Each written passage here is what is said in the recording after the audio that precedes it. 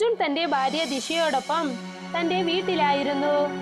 ദിശയുടെ മുഖത്ത് സങ്കടവും നല്ല വേദനയും ഉണ്ടായിരുന്നു. അർജുന്റെ മുഖത്തും വേദന നിറഞ്ഞിരുന്നു. ഇനിയും എത്ര ദിവസം നിങ്ങൾ ഇങ്ങനെ ഇരിക്കും? എത്ര പ്രാവശ്യം വ്യാപാരം മാറ്റും? എല്ലാ പ്രാവശ്യവും നഷ്ടമാണ്.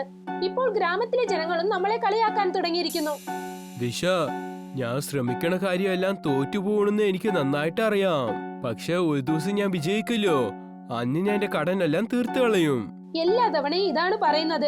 വീടും പണയം വെച്ചാൽ പിന്നെ നമ്മൾ എവിടെ താമസിക്കാനാണ്? അർജുൻ അതിന് മറുപടി പറഞ്ഞില്ല. പിന്നെ ഒന്നും മിണ്ടാതെ വീട്ടിൽ നിന്നും പുറത്തേക്ക് പോയി. അർജുൻ വീട്ടിൽ നിന്നും പുറപ്പെട്ടു പോയപ്പോൾ അവരുടെ ഗ്രാമത്തിലുള്ള ഗംഗ ചെറിയമ്മ അർജുനെ കളിയാക്കുന്ന രീതിയിൽ എന്തു പറഞ്ഞെന്നാൽ, എന്താ മോനെ ബിൽഗേറ്റ്സേ, നീ ഇപ്പോൾ എങ്ങോട്ട് പോവുകയാ? ഗംഗാ ചെറിയമേ, കുറച്ചെങ്കിലും മനുഷ്യന്റെ ആലോചന എങ്ങനെയാണെന്ന് ചിന്തിക്കേ. എല്ലാ സമയത്തും കളി പറയണത് ശരിയല്ല. ഞാൻ കളിയാക്കിയത് നിനക്ക് അത്ര വിഷമമായോ? ഈ ഗ്രാമം മൊത്തം നിന്നെ കളിയാക്കിക്കൊണ്ടിരിക്കുകയാണ്. ആളുകൾ നിന്റെ പുറകിൽ നിന്നുകൊണ്ട് കുറച്ചുപേർ നിന്നെ അംബാനി എന്ന് പറയുന്നു. ചിലരൊക്കെ വലിയ വലിയ വ്യാപാരിയുടെ പേര് പറഞ്ഞു നിന്നെ കളിയാക്കിക്കൊണ്ടിരിക്കുന്നു. ജനങ്ങളെ എന്നെ എങ്ങനെ വേണമെങ്കിലും കളിയാക്കട്ടെ ചെറിയമേ. എനിക്ക് അതിനെ കുറിച്ച് വിഷമമൊന്നുമില്ല. എനിക്ക് നല്ല വിശ്വാസമുണ്ട്. ഞാൻ എന്ന് വിജയം നേടുന്നു. ഇന്ന് എന്നെ കളിയാക്കേണ്ട ജനങ്ങള് തന്നെ എന്നെ നന്നായിട്ട് പുകഴ്ത്തി പറയും.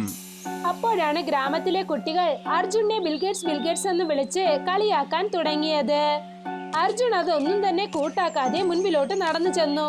ഗ്രാമത്തലവൻ അർജുന്റെ അടുത്തേക്ക് വന്നു. അദ്ദേഹത്തിന്റെ കയ്യിൽ എന്തോ പത്രമുണ്ടായിരുന്നു. നീ എപ്പോഴും ജോലി ചെയ്യണത് ഞാൻ കണ്ടിട്ടുണ്ട്. നിനക്കൊരു നല്ല സന്ദർഭമാണിത്. എന്ത് സന്ദർഭമാണ് തലവരെ? പാർലേജി ഫാക്ടറിയില് എനിക്ക് അറിഞ്ഞ ഒരാളുണ്ട്. അവിടെ നിന്ന് ബിസ്ക്കറ്റ് വളരെ കുറഞ്ഞ പൈസയിൽ കിട്ടും. അത് നീ നഗരത്തിൽ വിറ്റുകൊണ്ട് കുറെ പൈസ ഉണ്ടാക്കാം. അവിടെ എനിക്ക് കുറെ വ്യാപാരിമാരിനെ അറിയാം. പക്ഷെ ഇതിനു വേണ്ടി കുറെ പൈസ ആവശ്യം വരുമല്ലോ. അതെ, ഇതിന് ഒരു വലിയ തുക തരാൻ ആവശ്യമുണ്ട്. നീ ഇതിനു വേണ്ടി നിന്റെ വീടിനെ പലിശയ്ക്ക് വെച്ചുണ്ടല്ലോ. നിനക്ക് ജമീന്ദാർ കുറെ പൈസ തരും. അർജുൻ ഉടനെ ചിന്തിക്കാൻ തുടങ്ങി. അദ്ദേഹം വീട്ടിലേക്ക് ചെന്ന് ഇതിനെക്കുറിച്ച് ഭാര്യയോട് ഡിസ്കസ് ചെയ്യാമെന്ന് കരുതി. ദിശ ദേഷ്യത്തോടെ അർജുനോട് എന്തു പറഞ്ഞെന്നാൽ, വീട് പണയം വെക്കാൻ പോകുന്നു. ഇതൊന്നു മാത്രമേ നമ്മുടെ വശം ബാക്കിയുള്ളൂ. ഇപ്പോൾ ഇതും പോയാൽ നമ്മൾ ഇനി എന്തു ചെയ്യും? ദിശ, ഇത് അവസാനത്തെ ചാൻസ് ആണ്. ഇതിൽ ഞാൻ വിജയിച്ചാലേ നമ്മൾ വാങ്ങിച്ച കടൻ മുഴുവനും അടച്ചേക്കാം. അങ്ങനെ ഒരു പക്ഷെ ഇല്ലെങ്കിൽ നിങ്ങൾ അല്പമെങ്കിലും ചിന്തിച്ചോ? അർജുനും തലവനും ജമീന്ദാറിന്റെ വീട്ടിലേക്ക് ചെന്നു. ജമീന്ദാർ അവിടെ ഇരിക്കുകയായിരുന്നു. അർജുൻ തന്റെ നിലപത്രം കൊണ്ടുപോയി ജമീന്ദാറിന്റെ മുൻപിൽ വെച്ചു.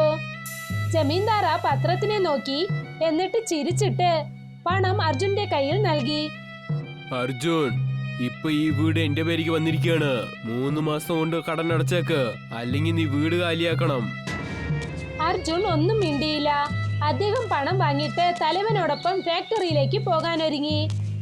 ഇപ്പൊ ഞാൻ ഇവിടെ ആദ്യമായിട്ട് കച്ചവടം തുടങ്ങാൻ പോവാണ്. അർജുനും തലവനും പാർലേജി കമ്പനിയിൽ നിന്നും ഒരുപാട് കോട്ടൺ ബിസ്ക്കറ്റ് വാങ്ങിക്കൊണ്ടു വന്നു. നിങ്ങൾ പെട്ടെന്ന് ഈ ബിസ്ക്കറ്റിനെ നഗരത്തിലിരിക്കുന്ന ആൾക്കാർക്ക് അയച്ചു വിടൂ. അർജുൻ, ഇപ്പൊ ഞാൻ ഇത് എങ്ങനെയാ പറയാ? ഞാൻ നിന്റെ അടുത്ത് ഏത് വ്യാപാരിമാരെ അറിയുന്നു പറഞ്ഞോ, അവര് ഈ നാട് വിട്ടയച്ചെന്നെ ഓടികളഞ്ഞു. ഇനി എനിക്ക് ഒന്നും ചെയ്യാൻ സാധിക്കില്ല. അർജുന്റെ മുഖത്ത് സങ്കടം നിറഞ്ഞിരുന്നു. അദ്ദേഹം ശാന്തമായി ആ ബിസ്ക്കറ്റ് എടുത്തുകൊണ്ട് നഗരത്തിലേക്ക് പോകാൻ തീരുമാനിച്ചു. അർജുൻ തന്റെ ബിസ്ക്കറ്റ് വിൽക്കാനായി ശ്രമിച്ചു. പക്ഷെ ഒരു കടക്കാരനും ആ ബിസ്ക്കറ്റ് വാങ്ങിയില്ല. മോനെ, ഇപ്പൊ ആരൊക്കെയാ പാർലേജ് കഴിക്കുന്നേ? ഇതൊക്കെ പഴയ കാലത്തെ ബിസ്ക്കറ്റാണ്. ഇത് ജനങ്ങള് സുഖമില്ലാത്ത സമയത്ത് കഴിക്കുന്നതാണ്. നിങ്ങൾ വേറെ ഏതെങ്കിലും ബിസ്ക്കറ്റ് കൊണ്ടുവന്നാ അപ്പൊ ആലോചിക്കാം. അർജുൻ തോറ്റ് തന്റെ ബിസ്ക്കറ്റൊക്കെ എടുത്തുകൊണ്ട് വീട്ടിലേക്ക് വന്നു. അദ്ദേഹം വീട്ടിൽ ഒരു മൂലയിൽ ഇരുന്നു കൊണ്ട് തലയിൽ കൈവച്ചുകൊണ്ടിരുന്നു. ദിശ കരഞ്ഞുകൊണ്ട് അടുത്തേക്ക് വന്നു. അപ്പോഴാണ് ജമീന്ദാർ അവിടേക്ക് വന്നത്. അർജുൻ, നിന്റെ കച്ചവടം മുഴുവനായി നഷ്ടമായെന്ന് ഞാൻ അറിഞ്ഞിരിക്കുകയാണ്. ഒന്ന് എനിക്ക് പൈസ തിരിച്ചുതാ, അല്ലെങ്കിൽ നീ വീട് കാലിയാക്കിക്കോ. ജമീന്ദാർ സാറേ, ഒരു 3 മാസം ടൈം തരൂ. ഞങ്ങൾ എന്തെങ്കിലും ഏർപ്പാട് ചെയ്യാം. 3 മാസം കൊണ്ട് പൈസ തിരിച്ചു വരണം, അല്ലെങ്കിൽ ഈ വീട് വിട്ട് പുറത്തു പോയിക്കോ. ജമീന്ദാർ അവിടെ നിന്നും പോയി. ഇനിയിപ്പോൾ എന്ത് ചെയ്യാൻ പോകുന്നു? നമ്മുടെ കയ്യിലുണ്ടായിരുന്ന എല്ലാം നഷ്ടപ്പെട്ടു.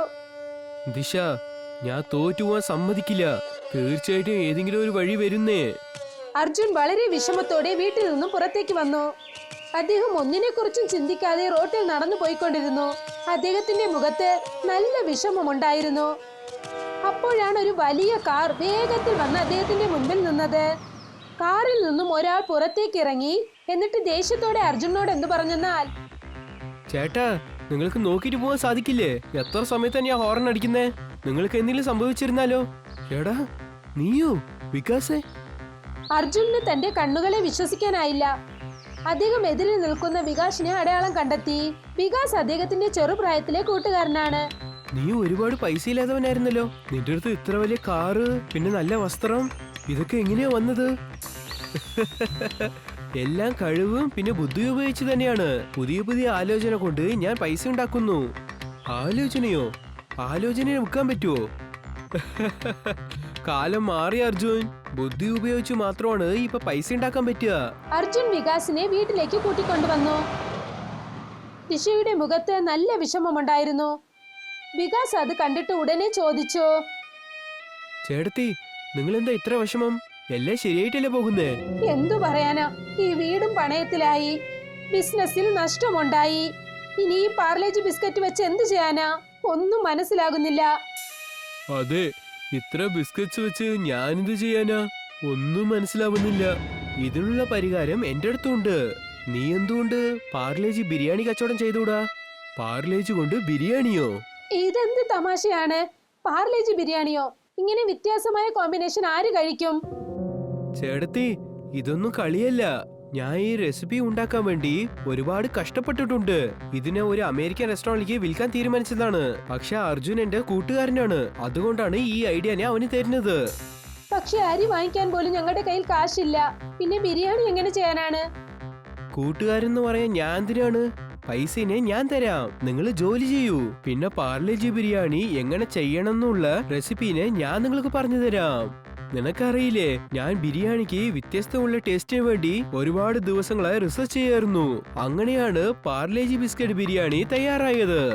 പക്ഷെ ഞാൻ ഒരിക്കൽ പോലും ആലോചിച്ചില്ല എന്റെ കൂട്ടുകാരൻ ഇതുപോലെ ഒരു അവസ്ഥയിൽ എത്തുമെന്നും അപ്പം ഞാൻ ഈ റെസിപ്പി എന്റെ കൂട്ടുകാരന് കൊടുക്കുമെന്ന്.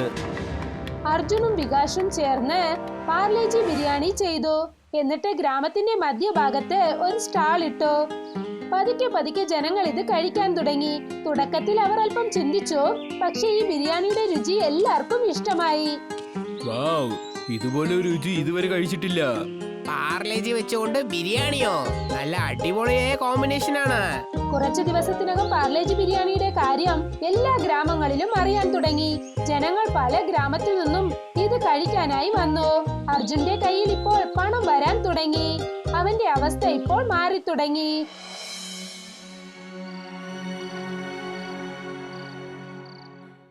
ഈ അർജുന്റെ തടിയെടുത്ത് എങ്ങനെ മാറിയെന്ന് കണ്ടോ നിങ്ങള്? ഞാൻ ഒരുപാട് കഷ്ടപ്പെട്ട് അവനെ പൊട്ടനാക്കി വീട് പത്രം അടക വയ്ക്കാൻ വെച്ചതാണ്. പക്ഷെ നമുക്കെന്താ അറിയാം, അവന്റെ കൂട്ടുകാരൻ വികാസ് എന്ന ഓർത്തം വന്ന് അവനെ സഹായിക്കുമെന്ന്. നമുക്ക് എന്തെങ്കിലും ചെയ്തേ പറ്റൂ. നമുക്ക് അവന്റെ ബിരിയാണി കടനെ വലിച്ചു പൂട്ടണം. നീ ഒരിക്കലും വിഷമിക്കണ്ട. അവന്റെ ബിരിയാണിയിൽ എന്തെങ്കിലും ചതി ചെയ്ത് അത് കഴിക്കാൻ പോകുന്ന ജനങ്ങളുടെ വയറ്റിലെല്ലാം പ്രശ്നമാക്കാം. അതിനുശേഷം നമുക്ക് നോക്കാം അവന്റെ ബിരിയാണിയ ആരാ കഴിക്കണെന്ന്. രണ്ടുപേരും ചിരിക്കാൻ തുടങ്ങി. പക്ഷെ അവർക്കൊരു കാര്യം അറിയില്ല. അവർ സംസാരിച്ചു കൊണ്ടിരുന്നത് അർജുന്റെ കസ്റ്റമർ കേട്ടുകൊണ്ടിരുന്നു എന്ന്. അവർ രണ്ടുപേരും സംസാരിച്ചത് അദ്ദേഹം റെക്കോർഡ് ചെയ്തു. കസ്റ്റമർ അർജുനെ കാണാൻ വന്നു. അദ്ദേഹത്തോട് വീഡിയോ കാണിച്ചു. അർജുൻ ഇത് കണ്ടിട്ട് സ്തംഭിച്ചു പോയി. അദ്ദേഹത്തിന്റെ കണ്ണുകളിൽ ദേഷ്യവും കണ്ണുനീരും ഒന്നിച്ചു വന്നു. എനിക്ക് വിശ്വസിക്കാനേ പറ്റുന്നില്ല. തലവരും ജമീന്ദാറും ചേർന്ന് എനിക്ക് വലിയ ദ്രോഹം ചെയ്യുമെന്ന്. അർജുൻ ഉടനെ ആ വീഡിയോ എടുത്തുകൊണ്ട് ജമീന്ദാറിനെ കാണാനായി ചെന്നു. അർജുൻ ജമീന്ദാറിന്റെ കയ്യിൽ കാശ് നൽകിയിട്ട് എന്തു പറഞ്ഞെന്നാൽ, ഇന്ന് നീ തന്ന പൈസ ഇനി നീ എപ്പോഴും എന്റെ ജീവിതത്തിൽ വന്നേക്കരുത്. എന്റെ വീട്ടു പത്രത്തിന് മര്യാദയ്ക്ക് എന്റെ കയ്യിൽ തന്നേക്ക്. തരാം അർജുൻ. നീ എന്തിനാ ഇത്ര ദേഷ്യപ്പെടുന്നത്? കയ്യില് കുറച്ച് പൈസ വന്ന ഉടൻ തന്നെ എന്തിനാ മര്യാദ ഇല്ലാതെ എന്നോട് സംസാരിക്കുന്നത്? ഇങ്ങനെ പറഞ്ഞിട്ട് ജമീന്ദാർ അർജുന്റെ കയ്യിൽ അദ്ദേഹത്തിന്റെ വീടിന്റെ പത്രം കൊണ്ടുവന്ന് നൽകി. എന്നിട്ട് ചിരിച്ചുകൊണ്ട് അർജുനോട് എന്തു പറഞ്ഞെന്നാൽ, പാർലേജി ബിരിയാണി നിനക്ക് കൈ തന്നിരിക്കണെന്ന് അർജുൻ. അല്ലെങ്കിൽ നീ എന്റെ വാതില് മുട്ടാൻ പോലും നിനക്ക് തകുതിയില്ലാതെ പോയിരിക്കും. അപ്പോഴാണ് പോലീസ് അവിടേക്ക് വന്നത്. ജമീന്ദാർ വളരെ സംശയത്തോടെ അർജുനോട് ചോദിച്ചു. അതെ, പോലീസ് എന്തിനാ ഇവിടെ വന്നിരിക്കുന്നത്? നീ വീഡിയോ നോക്ക്, ഇനി പോലീസ് നിനക്ക് ശിക്ഷ തരും. പോലീസ് ജമീന്ദാറിനെയും തലവനെയും അറസ്റ്റ് ചെയ്ത് കൊണ്ടുപോയി. അർജുന്റെ പാർലേജി ബിരിയാണി ഇപ്പോൾ എല്ലാ സ്ഥലത്തും പ്രശസ്തിയായി. അദ്ദേഹത്തിന്റെ കഠിനാധ്വാനം അദ്ദേഹത്തിന് വിജയം നൽകി. അർജുനും അദ്ദേഹത്തിന്റെ ഭാര്യയും സന്തോഷത്തോടെ ജീവിക്കാൻ തുടങ്ങി. ചേട്ടാ, നിങ്ങളെ ഓർക്കുമ്പോൾ എനിക്ക് സന്തോഷം തോന്നുന്നു. നിങ്ങൾ എത്ര നല്ല കാര്യമാണ് ചെയ്തിരിക്കുന്നത്.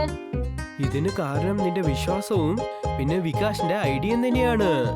അർജുനും ദിശയും വളരെ സന്തോഷത്തോടെ അവരുടെ പുതിയ ജീവിതം നയിക്കാൻ തുടങ്ങി. പാർലേജി ബിരിയാണി ലോകം മൊത്തം പ്രശസ്തി ആർജിച്ചു.